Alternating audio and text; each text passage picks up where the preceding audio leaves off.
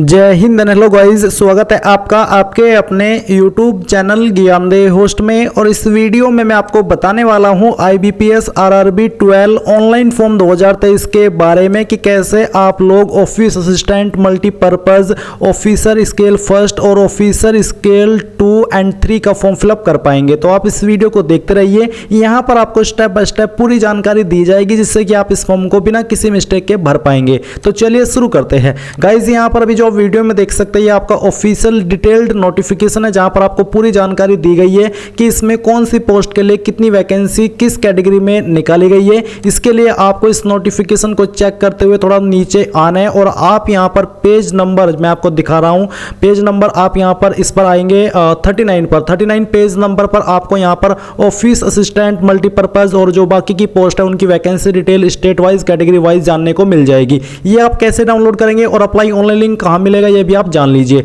अभी जो आप वीडियो में देख सकते हैं हमारी ऑफिशियल वेबसाइट jobsgyan.in है, इसका लिंक वीडियो के डिस्क्रिप्शन में दिया है। जैसे ही आप लिंक ओपन करेंगे आपको जानने को मिलेगा कि इसमें 8,594 वैकेंसी निकाली गई है सभी पोस्ट को मिला करके। एंड आप इसके फॉर्म 21 जून 2023 तक भर पाएंगे। इसमें कौन सी कैटेगरी के लिए कितनी वैकेंसी है वो आप यहां पर चेक कर सकते हैं। अप्लाई करने के लिए कौन सी पोस्ट पर क्या क्वालिफिकेशन मांगी है वो भी आप देख सकते हैं। ये सभी जानकारी चेक करने के बाद में आप यहां पर ऑफिशियल नोटिफिकेशन PDF के ऊपर क्लिक करके इस नोटिफिकेशन को डाउनलोड कर सकते हैं। बट अभी आपको अप्लाई करना है, तो अप्लाई करने के लिए आप यहां पर अप्लाई ऑनलाइन लिंक इसके ऊपर क्लिक करेंगे तो आपके सामने कुछ ऐसा इंटरफेस आएगा। अब आपको यहां पर ये सिलेक्ट करना है कि आपको कौन सी पोस्ट पर अप्लाई करना है, ऑफिस असिस्टेंट मल्टीपर्पज या फिर ऑफिसर स्केल फर्स्ट या फिर ऑफिसर स्केल 2 एंड 3। तो यहां पर सभी पर अप्लाई करने का तरीका सेम है, बस उसकी क्वालिफिकेशन कम ज्यादा होगी पोस्ट के एलिजिबिलिटी के अकॉर्डिंग। तो मैं अप्लाई करके दिखा रहा हूं ऑफिस असिस्टेंट मल्टीपर्पज में, इसके ऊपर क्लिक करता हूं, ये वेबसाइट आपके सामने आ जाएगी। अगर आप इस फॉर्म को मोबाइल से भर रहे हैं तो आपको आपके मोबाइल को लैंडस्केप मोड यानी कि जैसे कि आप मोबाइल में गेम या कोई वीडियो देखते ऐसे ओपन करना है, तभी ये वेबसाइट ओपन होगी। अब आपको click here for new Russian इसके ऊपर क्लिक करना है। इसके बाद आप यहां पर बेसिक इन्फो के अंदर जो आपका फर्स्ट नेम है वो एंटर करेंगे 10th के सर्टिफिकेट के अकॉर्डिंग। और ये एंटर करने के बाद में आप इसको दोबारा डाल करके वेरीफाई करेंगे। एंड देन अगर मिडिल नेम है तो आप डाल देंगे, नहीं तो खाली छोड़ दीजिए। फिर आप यहां पर आपका लास्ट नेम एंटर करेंगे, लास्ट नेम को दोबारा डाल करके वेरीफाई करना है।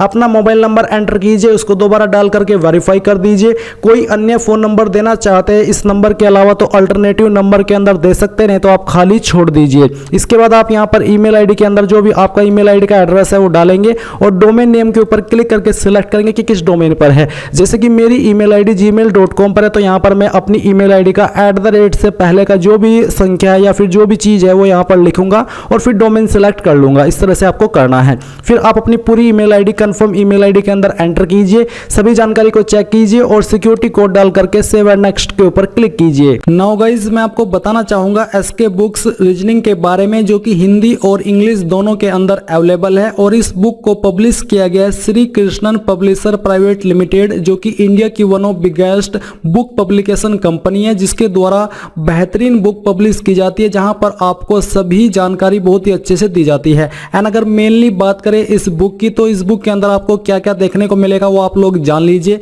इसमें आपको वर्बल, नॉन वर्बल और लॉजिक का कंप्लीट और कॉम्प्रिहेंसिव कलेक्शन मिलेगा। साथ ही आपको टॉपिक वाइज प्रत्येक पॉइंट का इजी एक्सप्लेनेशन भी इस बुक के अंदर मिलेगा। इसके अलावा based on new competitive exam pattern यानी कि पूरे न्यू कॉम्पिटिटिव एग्जाम पैटर्न के साथ में ये बुक आपको मिलने वाली है। इसी के साथ with shortcut tricks and practice exercise यानी कि शॉर्टकट ट्रिक्स भी इस बुक के अंदर होगी, प्रैक्टिस एक्सरसाइज भी इस बुक के अंदर होगी। तो ये एक आपकी बेस्ट बुक है आपकी रीजनिंग की प्रिपरेशन करने के लिए। चाहे आप किसी भी एग्जाम की रीजनिंग की प्रिपरेशन कर रहे हैं तो आप लोग इस बुक को परचेज कर सकते हैं। बाय करने का लिंक आपको वीडियो के डिस्क्रिप्शन में दिया है, चाहे हिंदी में बाय कर लीजिए या फिर इंग्लिश में। और कोई सवाल डाउट हो तो आप पूछ लीजिएगा। अब गाइज आप यहाँ पर देखेंगे कि जो आपका रजिस्ट्रेशन है वो कंप्लीट हो चुका है और आपको रजिस्ट्रेशन नंबर एंड पासवर्ड की जानकारी यहाँ पर डिस्प्ले पर भी दी गई है। सेम जानकारी आपको ईमेल और मैसेज के माध्यम से सेंड कर दी गई है। इस सेक्शन के अंदर आपको आपका फोटो एंड साइन भी अपलोड करना है। आप यहाँ पर guideline for scanning the photograph and signature इसके ऊपर क्लिक करके यहाँ पर जानेंगे कि आपके फोटो का जो डायमेंशन है या फिर कह लीजिए कि पिक्सल है वो कितना होना चाहिए, साइज कितना होना चाहिए, सिग्नेचर का जो पिक्सल है वो कितना होना चाहिए और साइज कितना होना चाहिए। मैं आपको बता दूं कि चाहे डायमेंशन यानी कि पिक्सल कम ज्यादा भी हो जाए जो यहाँ पर बताए है उसमें, बट जो आपका साइज है वो इतना ही रहना चाहिए। जैसे कि सिग्नेचर का 10 से 20 के भी और फोटो का 20 से 50 के भी। तो अगर आपके डायमेंशन कम ज्यादा भी हुआ थोड़ा बहुत तो तब भी फोटो अपलोड हो जाएगा, बट अगर साइज कम ज़्यादा हुआ, यानी कि 20 से 50 के 20 से कम हुआ या 50 से ज़्यादा हुआ, सिग्नेचर 10 से कम या 20 से ज़्यादा हुआ, तो वो अपलोड नहीं हो पाएगा। इसलिए आपको इस चीज़ का ध्यान रखना है और फिर इसी के अकॉर्डिंग आप यहाँ पर जो आपने इमेज बनाया वो आप अपलोड करेंगे। तो जहाँ पर भी आपकी फोटो फाइल है सिलेक्ट कीजिए, यहाँ से ओपन कीजिए, फिर आपकी फाइल इस तरह से अपलोड होकर के आ जाएगी। अब आप आई confirm that this is my valid photo यहाँ पर टिक करेंगे एंड देन आप यहाँ पर आपकी सिग्नेचर की फाइल सिलेक्ट करेंगे। फिर से याद दिला दूं कि इसका साइज 10 से 20 KB के बीच में रहना चाहिए। तो जहाँ पर भी फाइल है सिलेक्ट कीजिए, यहाँ से ओपन कीजिए, इसके बाद में आई confirm that this is my valid signature यहाँ पर टिक कीजिए एंड इसके बाद में नेक्स्ट के ऊपर क्लिक कीजिए। देन गाइज यहाँ पर आती है आपके सामने बेसिक इन्फो। तो कास्ट कैटेगरी आपकी कौन सी है वो आप यहाँ पर सिलेक्ट कर लीजिए। ये सिलेक्ट करने के बाद में यहाँ पर है कि are you a person with benchmark disability of 40% and above, अगर हाँ तो आप यस करें, नहीं तो आपको नो करना है। इसके बाद अगर आप यहाँ पर विकलांग है और आप इसमें यस करते हैं तो फिर आपके सामने ये ऑप्शन एक्टिव होंगे, जो कि यहाँ पर इनएक्टिव है। तो फ्रेशर को ये फिल करने की आवश्यकता नहीं है, ना ही इनका आंसर देने की आवश्यकता है। अब यहाँ पर एक सवाल आपसे पूछा है कि are you a person with specified disability covered, यानी कि जो आपको नोटिफिकेशन के अंदर ये वाला रूल दिया है, क्या आप इसके अंदर एक स्पेसिफाइड डिसेबिलिटी कैंडिडेट है? अगर हाँ तो यस, नहीं तो आपको नो करना है। अगर आप बिल्कुल नॉर्मल है, कोई भी प्रॉब्लम आपको नहीं है, तो आप यहाँ पर नो कर दीजिए। फिर एक सवाल है कि आई certified that I will upload in current application this certificate from competent medical authority, तो आप यहाँ पर अगर आपके सामने ऑप्शन एक्टिव है विकलांग के लिए तो आप इसके ऊपर टिक करेंगे, नहीं तो आप इसको ऐसे ही रहने देंगे। फिर आपसे पूछा कि आर यू ए चाइल्ड या फिर family member of those who died in 1984 Riot, यानी कि आप उस फैमिली से बिलोंग करते हैं जो कि 1984 दंगे के अंदर मारी गई थी। अगर हाँ तो यस, नहीं तो आपको नो करना है। आपका रिलीजन क्या है वो आप यहाँ पर सिलेक्ट कर लीजिए, जो भी आपका रिलीजन है। इसके बाद क्या आपकी रिलीजियस माइनॉरिटी कम्युनिटी है? अगर हाँ तो आप यस करेंगे। इसके बाद में आपसे पूछा है कि क्या आप एक्स सर्विसमैन है? अगर हाँ तो यस, नहीं तो यहाँ पर भी आपको नो करना है। अगर आप एक DISXS यानी कि डिसेबल्ड एक्स सर्विसमैन है तो यस कीजिए, नहीं तो यहाँ पर भी आपको नो करना है। देन गाइस पूछा है कि क्या आप एक dependent of ex serviceman A serviceman killed in action DXS है, तो आप यस करें, नहीं तो यहाँ पर भी आपको नो करना है। फिर आपसे पूछा है कि are you seeking relaxation under widow divorced women judicially separated from their husband, अगर आप ऐसे कैंडिडेट है तो आप यस करेंगे, नहीं तो यहाँ पर भी नो करना है। Have you appeared for the CWE CRP RRB अलर, क्या आपने पहले भी इसमें भाग लिया है, अपेयर हुए हैं? अगर हाँ तो यस करेंगे। और इसके बाद में आपको बताना है कि कितने अटैम्प्ट आपने दिए हैं और जो आपने इसके पहले अटैम्प्ट किया था वो कौन सा किया था। इनमें आपको सभी सर्कल या फिर कह लीजिए कि सभी जो ईयर वाइज आपके डिटेल है वो यहाँ पर दी गई, वही आपको सेलेक्ट करना होगा। लास्ट आपने किस में अपेयर किया था वो आपको बताना है। बट अगर आपने फ्रेशर नहीं किया इसमें अपेयरिंग पहले तो आप यहाँ पर नो कर दीजिए। फिर आता है नेशनलिटी सिटीजनशिप, तो आप यहाँ पर इंडियन सेलेक्ट कर लेंगे। अगर आप इंडियन है ओबीएस है, आप ज़्यादा से ज़्यादा मोस्टली इंडियन ही होंगे। इसके बाद state UT of which you want to apply, आप कौन सी स्टेट के लिए अप्लाई करना चाहते हैं वो आप यहाँ पर सेलेक्ट कर लीजिए। फिर सेंटर ऑफ प्रीलिमिनरी एग्जाम, तो प्रीलिम एग्जाम आप यहाँ पर इनमें से किस लोकेशन को प्रेफरेंस के रूप में देना चाहते हैं वो आप यहाँ पर सेलेक्ट कर लीजिए।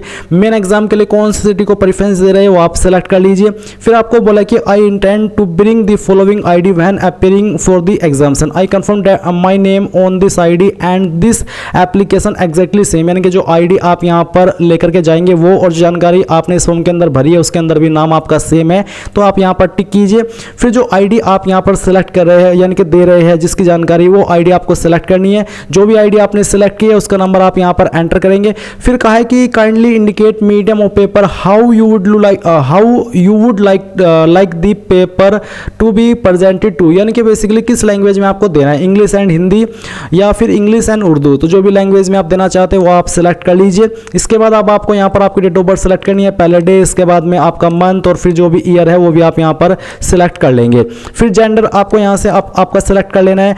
आधार कार्ड नंबर अगर आप देना चाहते तो आप यहाँ पर दे देंगे, नहीं तो आप इसको खाली भी छोड़ सकते हैं। पैन कार्ड नंबर अगर आप देना चाहते तो आप यहाँ पर दे सकते हैं, नहीं तो आप इसको भी खाली छोड़ सकते हैं। क्या आप एक जुड़वा भाई बहन है? अगर हाँ तो यस, नहीं तो आपको नो करना है। अगर आप इसमें यस करते हैं जुड़वा भाई बहन में तो फिर आपको आपके जुड़वा का जेंडर और नाम भी बताना होगा। मैरिटल स्टेटस क्या है, मैरिड अनमैरिड जो भी स्टेटस है वो आप सिलेक्ट कर लीजिए। फिर आपको यहाँ पर आपके फादर का नेम एंटर करना है 10th के सर्टिफिकेट के अकॉर्डिंग, आपकी माता जी का नाम आपको यहाँ पर देना है।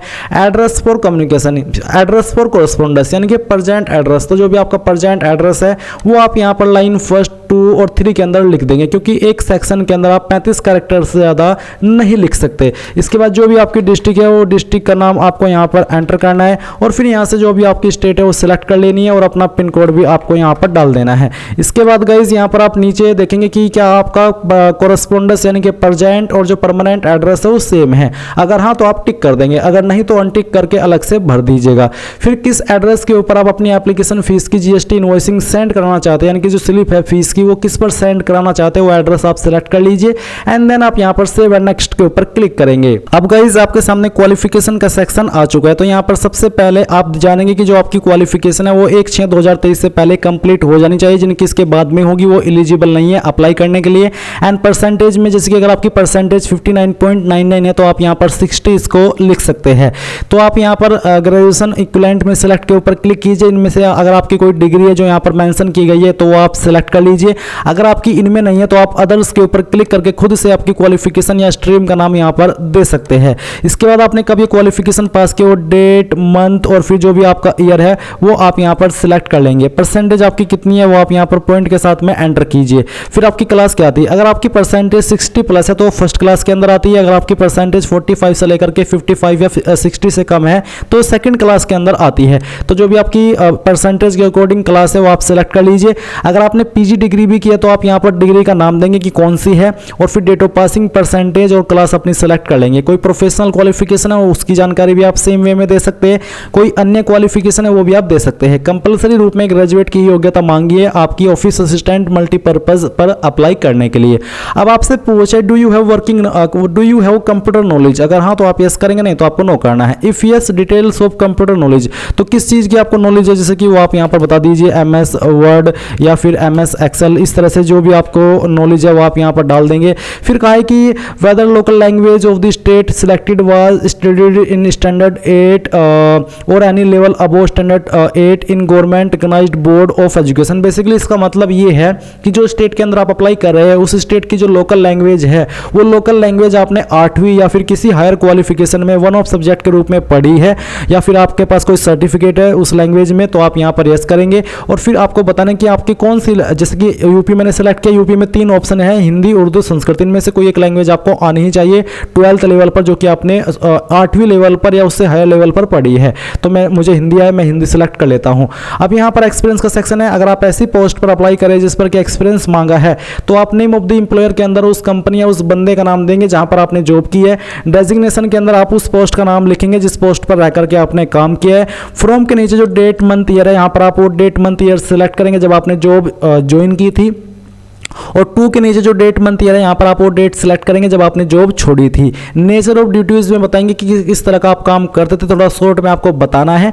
रीजन ऑफ लिविंग, क्यों आपने जॉब छोड़ी, उसका कोई भी छोटा मोटा रीजन आप यहाँ पर दे दीजिएगा।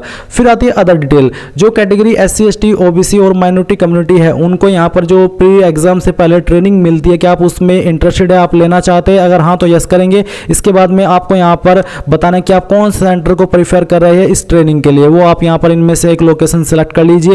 ये सिलेक्ट करने के बाद में आपसे पूछे वेदर एनी प्रोसिक्यूशन, क्या आप किसी केस में दोषी ठहराए गए हो, किसी केस में आप पकड़े गए हो, FIR दर्ज हुई आपके ऊपर या कोर्ट के द्वारा आपको दोषी ठहराया गया हो, कोई केस आपके ऊपर चल रहा हो, अगर हाँ तो यस करें, नहीं तो आपको नो करना है। लैंग्वेज नोन, तो लैंग्वेज आपको कौन कौन सी आती है वो लैंग्वेज आप यहाँ पर लिखिए, फिर बताइए कि मुझे पढ़नी आती है, लिखनी आती है और बोलनी आती है। फिर सेकंड लैंग्वेज आपको जो आती है वो आप यहाँ पर लिखेंगे और वो बताएंगे कि मुझे पढ़नी, लिखनी और बोलनी आती है। जो भी आपका स्टेटस है वो आप यहाँ पर सेलेक्ट कर लीजिएगा। कोई तीसरी लैंग्वेज भी आपको आती है तो आप लिखिए और उसका स्टेटस भी बता दीजिए और फिर आप यहाँ पर सेव एंड नेक्स्ट के ऊपर क्लिक करेंगे। अब गाइज आपके सामने यहाँ पर प्रेफरेंसेस का ऑप्शन है, तो आप यहाँ पर इनमें से किस बैंक को प्रेफरेंस पहले नंबर पर देना चाहते हो वो आप यहाँ पर सिलेक्ट कीजिए। जैसे कि चलिए मैं इसको पहले पर देता हूँ, उसको सेकंड पर, उसको तीसरे पर, तो इस तरह से आपको प्रेफरेंस देनी है। सेव एंड नेक्स्ट के ऊपर क्लिक करना है। अब आपके सामने आपके फॉर्म का प्रीव्यू आ चुका है। आपने जितनी भी जानकारी भरी है इन सभी को चेक करते हुए आप आएंगे और आप यहाँ पर आई एग्री इसके ऊपर टिक करेंगे। फिर I confirm that my name as filled by me in the application form exactly matches with the name in my ID proof. जो ID आपने यहाँ पर इस फॉर्म के अंदर दी है, अगर उसके अंदर नाम आपका और जो फॉर्म के अंदर आपने नाम भरा है बिल्कुल सेम है तो आप यहाँ पर इसके ऊपर टिक कर दीजिए। बट अगर आपका नाम ID के अंदर और जो आपने इस फॉर्म के अंदर भरा है वो अलग है तो आप यहाँ पर तीसरे के ऊपर टिक करेंगे, अन्यथा आपको तीसरे वाले के ऊपर टिक करने की आवश्यकता नहीं है। और आप कंप्लीट रशन के ऊपर क्लिक करके यहाँ से ओके करेंगे, एक बार फिर से ओके कर देंगे। अब आता है लेफ्ट थंब इंप्रेशन, तो आपको बाएं अंगूठे का निशान अपलोड करना है। इसका साइज आपका 50 KB से कम रहना चाहिए। तो फाइल सेलेक्ट कीजिए, ओपन कीजिए, आपकी फाइल का प्रीव्यू आएगा, वो प्रीव्यू आप यहाँ पर वेरीफाई करके ओके कर देंगे। अब है हैंड रिटन डिक्लेरेशन, आपको एक हैंड से डिक्लेरेशन लिखना है और वो क्या लिखना है वो आप जान लीजिए। ये जो वेबसाइट मैंने आपको हमारी इस वीडियो के डिस्क्रिप्शन में दी है, ये आपको एक बार फिर से ओपन करनी है। इसमें आपको यहाँ पर हैंड रिटन डिक्लेरेशन के नाम से एक हेडिंग देखने को मिल रही है। ये हेडिंग में जो लाइन दी गई है ये आपको एक कोरे कागज पर यानी कि ब्लैंक पेपर पर लिखनी है। मेरे नाम की जगह पर आपको आपका नाम रिप्लेस कर देना है और फिर आपको नीचे साइन करना है उस पेज पर जिस पर आपने डिक्लेरेशन लिखा है और उसको स्कैन करके आपको यहाँ पर अपलोड करना है। साइज इसका आपका 100 KB से कम ही रहना चाहिए, नहीं तो वो अपलोड नहीं हो पाएगा। फिर आप यहाँ पर सिक्योरिटी कोड डालेंगे और सेव एंड नेक्स्ट के ऊपर क्लिक करेंगे। अब आपके सामने पेमेंट का अमाउंट आ चुका है। ये वेरीफाई करने के लिए आप सिक्योरिटी कोड ये वाला यहाँ पर डालेंगे और सबमिट के ऊपर क्लिक करके यहाँ से ओके करेंगे। अब आपको पेमेंट के पेज पर ट्रांसफर किया जाएगा। आप अपनी एप्लीकेशन फीस इनमें से किसी भी माध्यम का इस्तेमाल करके जमा कर सकते हैं। ऑलमोस्ट आपको सभी विकल्प दिए गए फीस को जमा करने के लिए। तो आप यहाँ पर अपनी एप्लीकेशन फीस जैसे ही जमा कर देंगे आपको इसी वेबसाइट पर रिडायरेक्ट किया जाएगा जहां से आपने फॉर्म फिल करना स्टार्ट किया और आप अपने फॉर्म का फाइनल प्रिंट आउट ले पाएंगे। इस प्रकार से गाइज आप लोग IBPS RRB 12 ऑनलाइन फॉर्म 2023 को भर पाएंगे और मेनली ऑफिस असिस्टेंट मल्टीपर्पज को। तो अगर आपने अभी तक वीडियो को लाइक नहीं किया कर दीजिए एंड चैनल को सब्सक्राइब करके बेल आइकन ऑन कर लीजिए। Thanks for watching. जय हिंद।